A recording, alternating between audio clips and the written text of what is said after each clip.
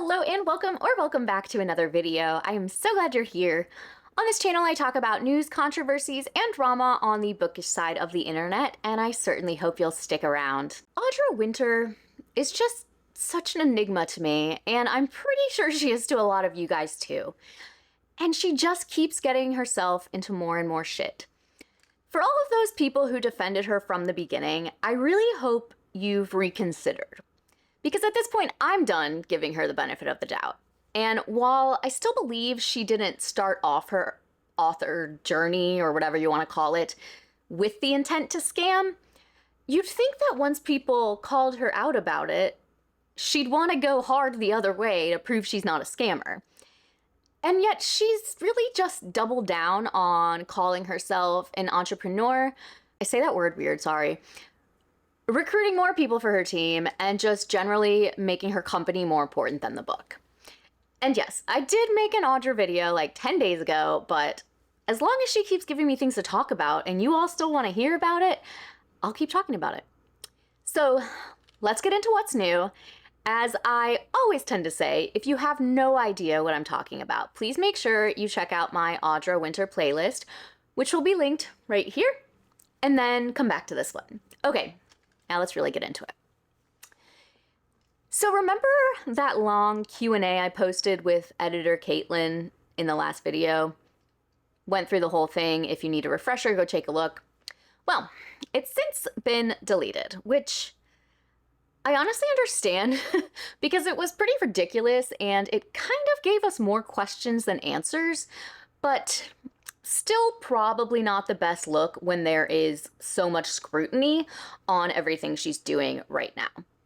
There's also been nothing posted on her TikTok since the video that I played for you in my last video. I get the vibe that she and her team, drink every time one of us says team, are shifting their focus to Patreon, so at least they can make money off of the updates she's giving, which isn't saying much at all, because out of 838 members, only 10 of them are paid, meaning assuming all 10 of them have the $5 tier, the most she's making off of this is $50 a month. Yeah, no, that's not going to give her much to pay her team of 20 artists with. Speaking of which, I did make a community post about this because I found it right after posting my last Audra update, but I'll briefly mention it here in case you missed it. She posted the following Reddit post about 6 months ago looking for artists, which was long before the book was released, and also long before she should have ever been thinking about artwork, considering the state of the book. This is in a subreddit called Hungry Artists, hiring multiple artists for a long-term high fantasy zodiac-based book series. Join a team of artists under an indie author. Currently, I am only looking for more artists to join my team who are willing to read a 112,000-word high fantasy manuscript. You must be able to read and comprehend English at a proficient level. The artists I am hiring this round, geez, will have free will and choice to work on whatever they'd like from the book itself. You are reading, interacting with other artists, also reading the book, and choosing what you'd like to create. My name is Audra, and I'm an author getting ready to launch a big 10-plus year project that is my heart and soul. I have a pretty significant following, 100K plus on TikTok, for my sword and sorcery YA fantasy, the first book to a much larger series in a zodiac-based high fantasy world. This publication, May 2025, will not only be a huge deal for me, but more than likely will draw lots of attention to my artists. Your work may appear places such as social medias, book covers, promotional material, merchandise, and more. Because of the publicity of this project and sponsorships for my achievements in writing, I have a flexible and high-end budget. I work with my artists' rates. Some commissions may be commercial and/or require an NDA. Here's some price point examples. Landscapes, non-commercial, from $100 to $300 per piece. Character art, non-commercial, from $75 to $200 per piece. Concept art, commercial, from $100 to $800 per piece. I currently have a team of 13 artists working behind the scenes to make this book possible. This is important because if you accept a commission request from me, you must be willing to join a team and collaborate with other artists on this project. We have a Slack we work in with illustrators, concept artists, landscape artists, character artists, and more. You will likely be relying on references and works of other artists. If you read this, please put the word stars in your reply somewhere. It is critical that you are aware of this requirement. I will not look at your portfolio if I do not see this in your response. I'm looking for someone who shows dedication and interest to continually be involved in a larger collaborative project. The first sign for me is if you've taken the time to read this post. I'm currently looking for character artists, illustrators/landscape artists, concept artists, graphic designers. If you fall into any of these categories and you'd like to read a fun series, interact with other artists, and have a long-term consistent project, this is your thing. I will not look at your portfolio unless you specifically say you are willing to read the manuscript. I look through 100 to 300 art portfolios for my team every month or so. I am picky, and I'm going to favor people who show interest and dedication in becoming part of my team instead of a gig. Thanks, looking forward to seeing your pretty portfolios. Okay, that actually wasn't brief, but now you have the full context. So, to recap, 6 months ago, she already had 13 artists. I've looked around that subreddit to see if she's like paying a reasonable rate per piece, and I honestly can't tell because it kind of seems like prices on there are all over the place. Some are lower, some are much higher, but it's still crazy to spend that much on artists when your book reads like a middle schooler wrote it. Funny that. Moving on, let's hop back over to her Patreon. On September 3rd, the following gets posted. Ban warning. Comment policy.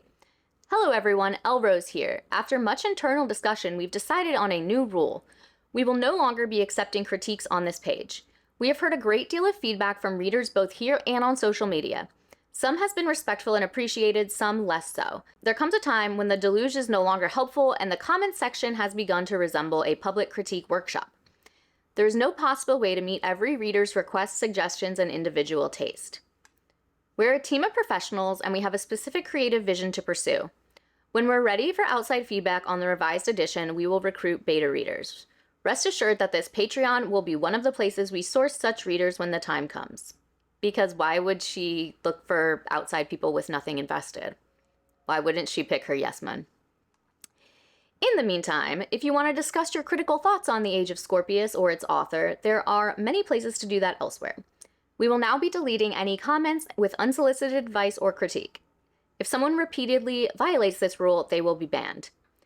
I understand this may seem harsh to some, particularly in light of the problems in the first edition, but it is not a norm in any creative industry to bombard an artist with an avalanche of unasked for critique. It has become so severe across multiple platforms that it has interfered with Audra's motivation and morale. To make the book that we all want to see, we need to close the windows for a while and focus. Updates on revision progress, world building, and art will continue. But this is going to be a space for discussion, questions, and appreciation, not critical feedback or advice on our process. If there comes a time when we want that, we will explicitly ask for it. This is an important boundary during a storm of bad press. If after reading this you decide to stick around for the journey ahead, you have my deepest gratitude. Elrose, illustrator and project manager. And as you could imagine, comments were disabled on the post. So a few things I want to speak on with this. I fully support protecting your piece, and I think she has every right to not allow people to comment on her posts if they're just giving her shit.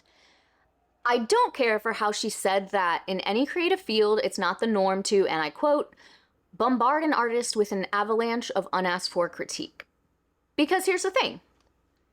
Much like in the Britt Andrews situation, she took people's money and then didn't give them what they paid for. And I've seen people using the defense that people don't deserve refunds because she did in fact give them a book. But I'm sorry. If I've purchased a book only to find that it wasn't edited in the slightest, I actually didn't get what I paid for. And I also would want my money back. And I don't think that's unreasonable. The rules just change when you become a vendor with unhappy customers. And that's not to say that I agree with like needlessly critical and like cruel comments, but here's an idea. Don't read them. Have your team delete or block anything particularly nasty, but Audra herself can simply not venture into the comments. I get it. It's tough not to. I have people criticizing me and telling me I'm wrong all the time. Sometimes I'll even like type out a little reply and then delete it because it isn't worth my energy. I just really don't think this will do much to silence critics in the long run. And the last thing I want to touch on with this is where she says to make the book we all want to see, they need to close the windows for a while and focus. What? Why do you have a Patreon then? Why are you making all of this so public? If they really need to focus, isn't Patreon like a distraction from that? Food for thought. Okay, so cool. Next post comes on the following day, announcing $2 tier. Hey folks, we're rolling out a $2 tier and some fancy names, Star for $2, Moon for $5. This new tier will have complete access to the Tuesday writing updates. Don't worry, there will still be a free section to the update for everyone to see. However, we'll be reserving the juiciest bits for $2 patrons. If you're really interested in the revision process and would like to help keep us afloat during a slow sales period at the end of our book stock, consider signing up.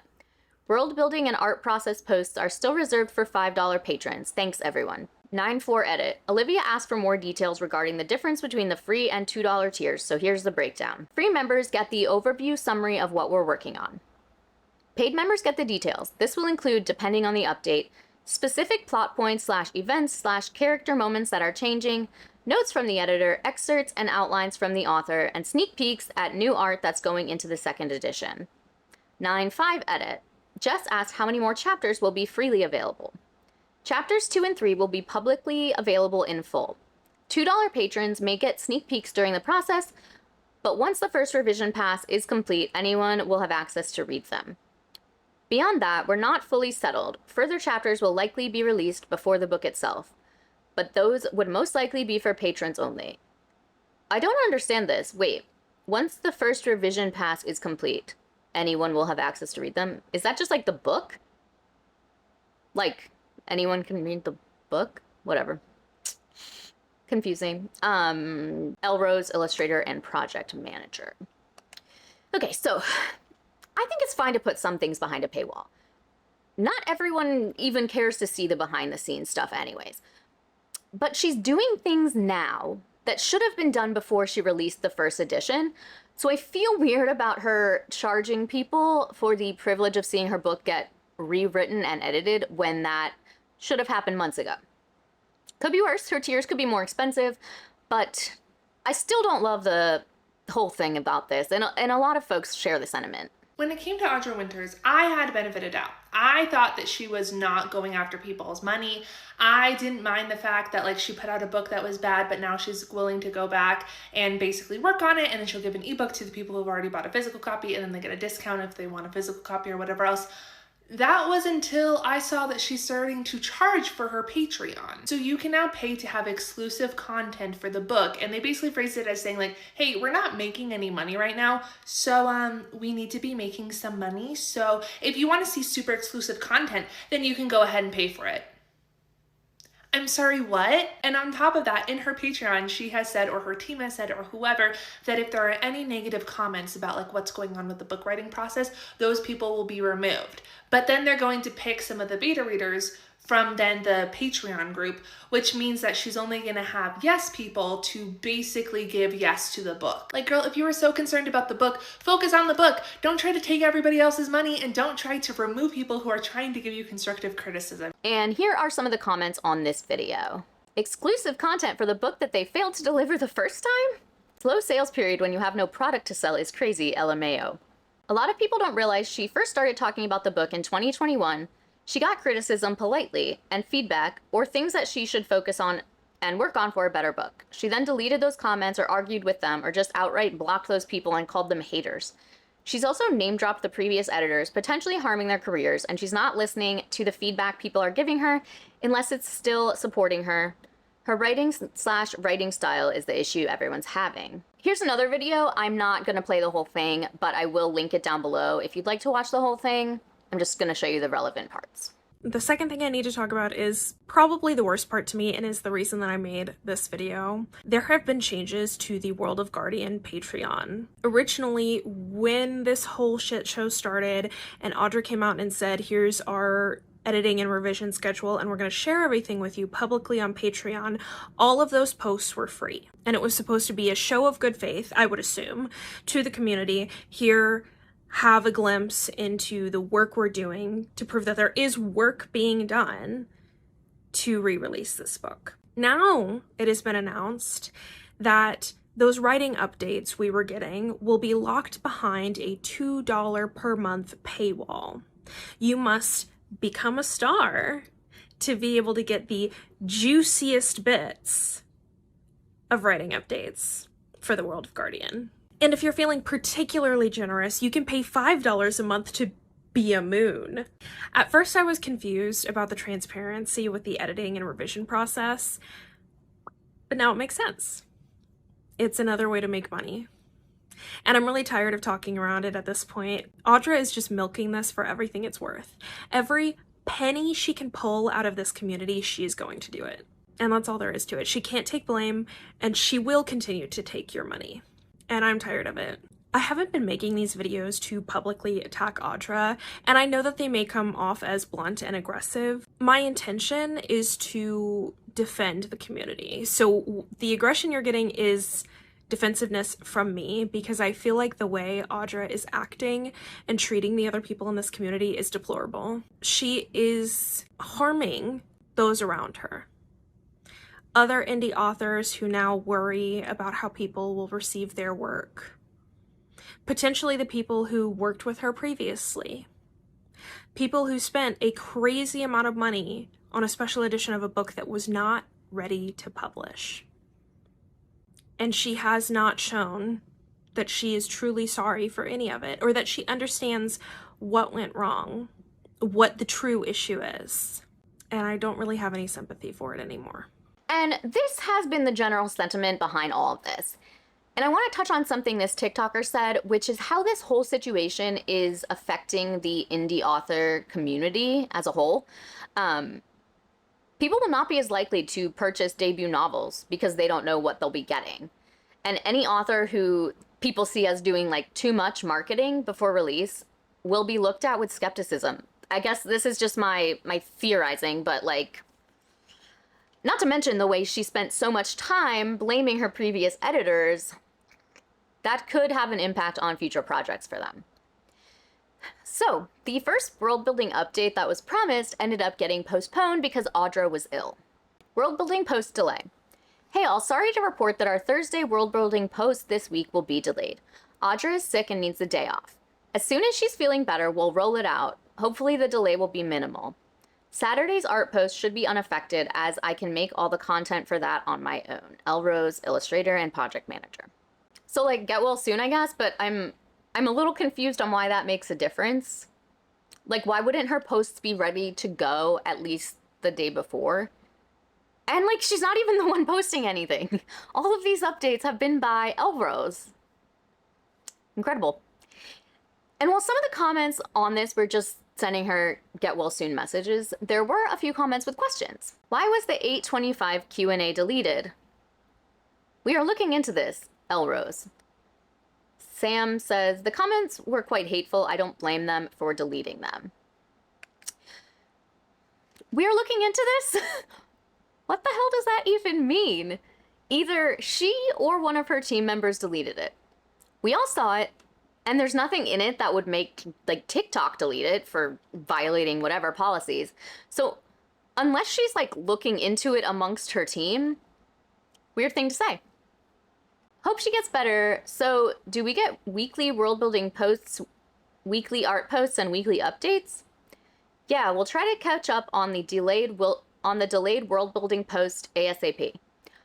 We'll try to make a buffer so that same issue won't happen again, and we'll have a couple posts planned in advance. Sorry for the delay. The next update is behind the paywall, but the thing I want to point out is in the post preview. Fleshing Out Scorpio by Elrose, illustrator and project manager. Solly and Audra have been hammering out the details of a lot of the world building surrounding the Scorpio, the code, their society, their government, etc.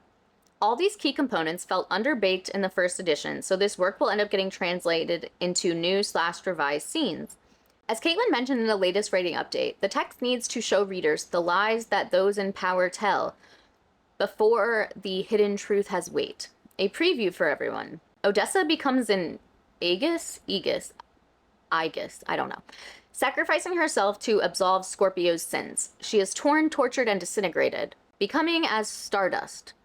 In her last letter before her tragic murder lies divine guidance, which Scorpio must live by. Never love, never befriend, never show emotion. And the full scoop for our Moon tier $5 patrons, and then there's more. So I am once again asking, why does an author need an artist to help with the world building in a book that she's been writing for 10 years? I'm just still in disbelief that she has these people working for her, / with her, I don't know. So the most recent update came on 9/9. Big picture for chapters 2 and 3 by Caitlin, editor. This week, Winter and I guess she's Winter now? I don't know. Winter and I have just started to discuss the target demographic. The Age of Scorpius was advertised as young adult and fits many themes of classic young adult titles, but it sits in the space of upper YA. The characters are all 18 plus, and there are plenty of instances of characters saying fuck, but otherwise they'd act like you'd expect from a YA title aimed at younger teens rather than older teens. It fits into this nebulous space between teen and adult rather than targeting a specific audience. When a piece of media tries to appeal to everyone, it ends up appealing to no one. Actually, there's a lot of fantasy series that are new adult. Am I wrong? We're taking some time to work over the next few chapters, since Act 1 of a novel is the time where you make or break it, so to speak.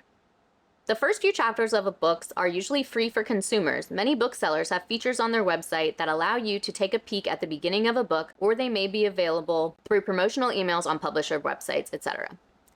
These first few chapters also establish the promise of a novel alongside the synopsis. The Age of Scorpius promised a high fantasy world with in-depth world building, tackling themes of religion, oppression, and truth. These themes barely come across in the original edition, if at all.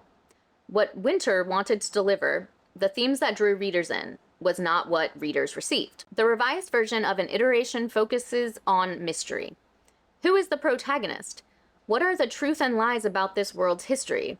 What's up with these Scorpio people anyway? The next 2 chapters focus on answering some of these questions. They'll be similar to the original versions of chapters 2 and 3 in some ways. 2 will focus on interactions between Rika and her family, while 3 will introduce the oppressive society of the world. Chapter 3 will also introduce the world's religion, which is virtually non-existent in the original edition. These chapters will introduce readers to those major themes and establish the promise of the book. For paid members, this week we'll take a more in-depth look at the revision process. This whole thing is just bizarre to me. I mean, Caitlin, not Audra, mind you, is shitting on the entire first edition, which, is justified.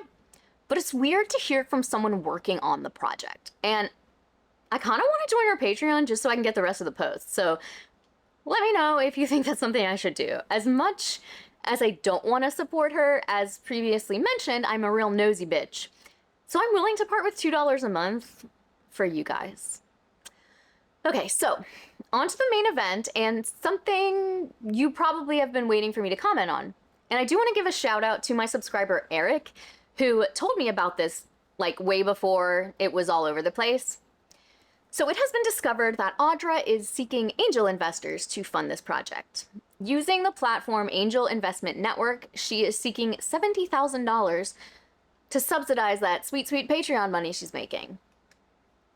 So here we go. World of Guardian, Midwest, United States. This at the top is just something they, I'm assuming, put on everything, talking about the risks of investment. Short summary. A multimedia, literature-driven creative studio and publishing imprint with a team of 20-plus illustrators, musicians.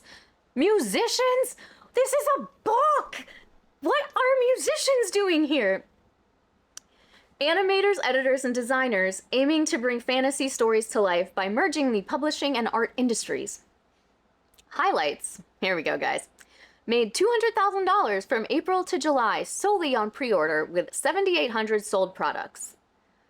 This number is so inconsistent and sometimes it's up, sometimes it's down, but it's never the same.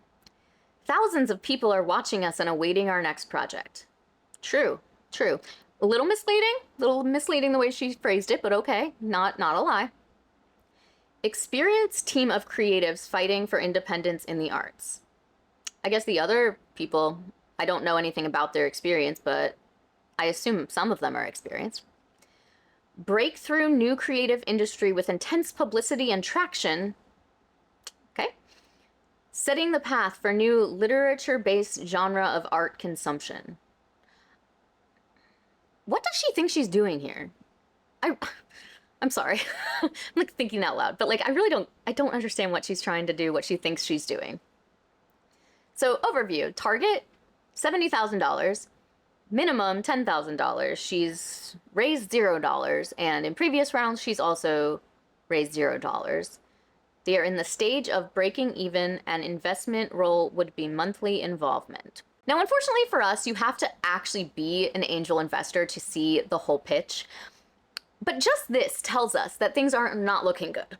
And I have no idea about her background. I know that people have speculated that she comes from a wealthy family, and I'm starting to be convinced she must be, because I don't know how else she could afford to live. Unless she's living on credit cards or has a job we don't know about, like, the money has to come from somewhere. So here are some comments from threads. I initially thought that the $2 tier was her way of simultaneously siphoning money off people since the book isn't selling, while preventing the majority of critical influencers from seeing things. But since I saw this investors news, I seriously believe her money management skills are on par with her writing. Two things can be true at once. Inglorious Gigi says, "Child, Audra is grifting, allegedly in my opinion, for her fucking life. I feel sorry for those folks who drunk the Kool-Aid so much that they can't see the grift." Does that remind you of anyone? Britt Andrews? I'd like to believe most people have seen through her now. She's very clearly spiraling now. Supposedly in the Angel campaign, she admits she went from thousands in sales to basically nothing. And I seriously can't imagine investors sitting on that kind of wealth would fall for her sob stories. They want a sure thing. The way that woman is hemorrhaging money should be studied, in my opinion.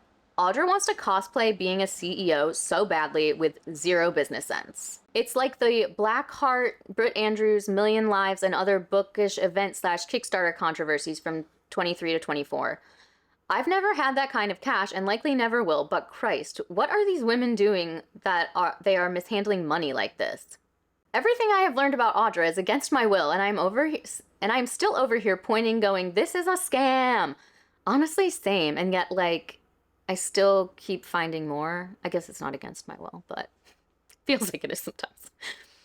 I think I saw a comment clarifying that this investment is supposed to be monthly. So not only is she begging for $70K in less than 2 months of presumably blowing $200K, it's $70K a month. I don't know exactly if that's true or not. I obviously am not like someone who invests in projects. I'm not rich, but when it says investor role monthly involvement, I don't know what that means. If that is like pledging this money, investing this money monthly, or if it's like something else. I just don't want to like accuse her of something if I'm not 100% certain. So I don't know. I need someone to ego check her because it's out of control, but it's so big I don't think anyone can do it. Literally every update you share has me saying girl with more letters. Also, if you are on Threads, highly recommend following Inglorious Gigi for their like quick updates on this ordeal, always on top of it, plus like other fun stuff. So to wrap all this up, let's do a quick check-in of how many pre-orders of the new edition she's sold to date. We are at 53. So, hey, I can understand why she's desperate for money. And one more thing, this is driving me nuts. Her name is Audra Winter. Just one Winter, not Winters. I feel like it's like a 50-50 split on what I hear her called, but it's just Winter without the S. Thank you for coming to my TED Talk. Indie author feature today is Beth Martin. She has her degree in mathematics, enjoys all things numbers, and is always up for a board game. I was super intrigued by her submission because in addition to her sci-fi thriller novels, she also writes puzzle books. She's actually a hybrid author. She started out exclusively self-publishing, and then a publisher picked up her puzzle book series, Puzzling Escapes. Each book is like an escape room full of puzzles you need to solve in order to finish the story. Pretty cool, pretty different. Her novels all have future science and technology elements, but are thrillers at heart. The newest one, Memory Clear, features a scientist who develops a drug that lets patients forget targeted memories. Recently, she's also gotten into creating multi-author anthologies in a series titled Starship Blunder. Each collection features several comedic short stories by different writers, all set on the same unlucky spaceship. Which, I don't know, that also sounds really fun to me. So down in the description, you will find links to Beth's social media and website where you can purchase her books. Indie authors are a vital part of the bookish community, so please try to support them in any way you're able to. From making a purchase to a follow on social media, it all helps them find their audience and grow. If you liked this video, please give it a thumbs up. If you haven't subscribed, I would love it if you would. I also have a Patreon if you are interested in supporting me over there, and I will see you in the next one. Bye! Oh, and also, let me know if you want me to subscribe to Audra's Patreon. Okay, now, bye!